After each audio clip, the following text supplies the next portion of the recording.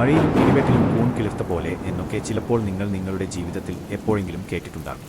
ഇന്ന് പലർക്കുമുള്ള ഒരു ഡൗട്ടാണ്, ഇടിയും മഴയും ഉള്ളപ്പോൾ ഇടിമിന്നൽ ഭൂമിയിൽ പതിക്കുന്ന സ്ഥലത്താണോ കൂൺ മുളയ്ക്കുന്നത് എന്ന്. എന്നാൽ മഴയത്ത് ഫോൺ ഉപയോഗിക്കാൻ പാടില്ല എന്ന് പറയുന്ന പോലെ ഇതും ഒരു മിഥ്യയാണ്, അഥവാ ഒരു തെറ്റിദ്ധാരണയാണ്. മഴ പെയ്യുമ്പോൾ, പ്രത്യേകിച്ച് വേനൽക്കാലത്ത് ഒരു മഴ പെയ്തു കഴിഞ്ഞാൽ പാടത്തും പറമ്പിലും പിന്നെ വീട്ടുമുറ്റത്തുമൊക്കെ കൂൺ മുളച്ചത് കാണാറുണ്ട്. സത്യം പറഞ്ഞാൽ മണ്ണിനടിയിൽ ഒളിഞ്ഞുകിടക്കുന്ന മൈസീലിയം എന്ന ഒരു ഫംഗസിന്റെ ശൃംഖലയാണ് ഇതിന്റെ രഹസ്യം. വരണ്ട കാലത്ത് ഒളിഞ്ഞുകിടക്കുന്ന ഇവ മഴവെള്ളം മണ്ണിൽ കുതിർന്നാൽ പെട്ടെന്ന് കൂൺ എന്ന രൂപത്തിൽ മുകളിലേക്ക് തള്ളിവരും. കേരളത്തിന്റെ ചൂടും ഈർപ്പവും നിറഞ്ഞ കാലാവസ്ഥ ഇതിനു വളരാൻ ഒരു അനുകൂല സാഹചര്യമാണ്. ഇവിടെയാണെങ്കിൽ ഇലകൾ, മരം, ചാണകം തുടങ്ങി ജൈവാവശിഷ്ടങ്ങൾ മണ്ണിൽ ധാരാളമുണ്ട്. അതൊക്കെ കൂണിന് വളരാൻ വേണ്ട ഭക്ഷണമാണ്.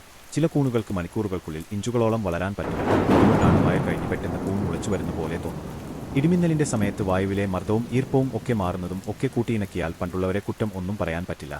ഇടി നേരിട്ട് കൂൺ മുളപ്പിക്കുന്നില്ലെങ്കിലും മഴയും ഈർപ്പവും ചേർന്ന അന്തരീക്ഷം ഇതിനു വളരാൻ ഒരു അനുകൂല സാഹചര്യം ഒരുക്കും.